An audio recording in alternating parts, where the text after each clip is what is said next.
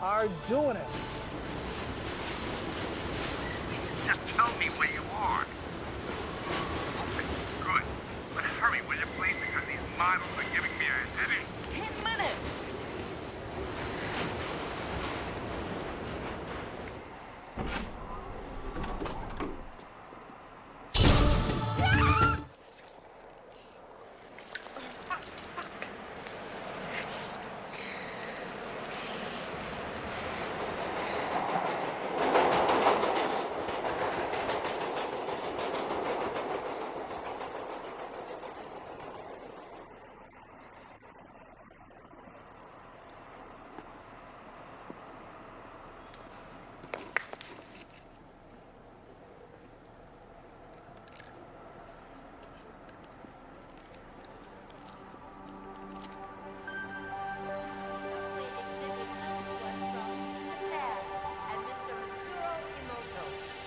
Emoto became terribly interested in the molecular structure of water and what affects it.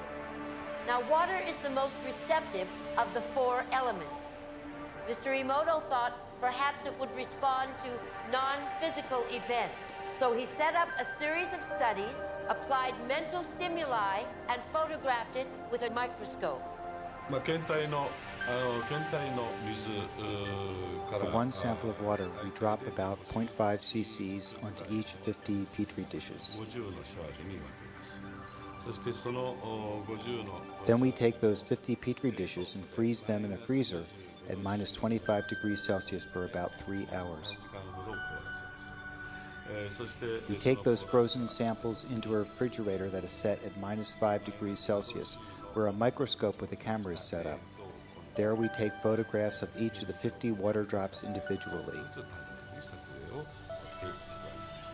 We first take photographs of water that we did not put any information in. Then we take the water with information and do the same procedure just described. We take those before and after photographs and compare the differences.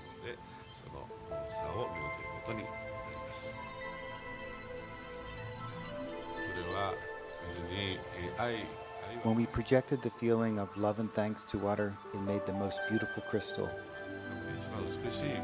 Times like this, I think water is at peace. This first picture is a picture of water from the Fujiwara Dam. And this picture is the same water after receiving a blessing from a Zen Buddhist monk. Now, in this next series of pictures, Mr. Emoto printed out words, taped them to bottles of distilled water, and let them out overnight. This first photograph is a picture of the pure distilled water, just the essence of itself. These subsequent photographs, as you can see, are each different. This is the chi of love. And we move along here to thank you. And you can see where he taped that to this bottle here. But if you read Japanese, you already knew that. Now, Mr. Emoto speaks of the thought or intent being the driving force in all of this.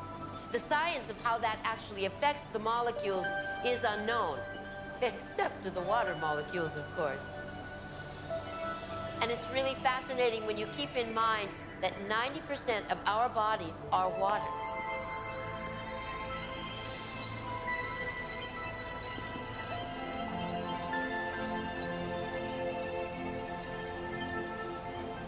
Makes you wonder, doesn't it?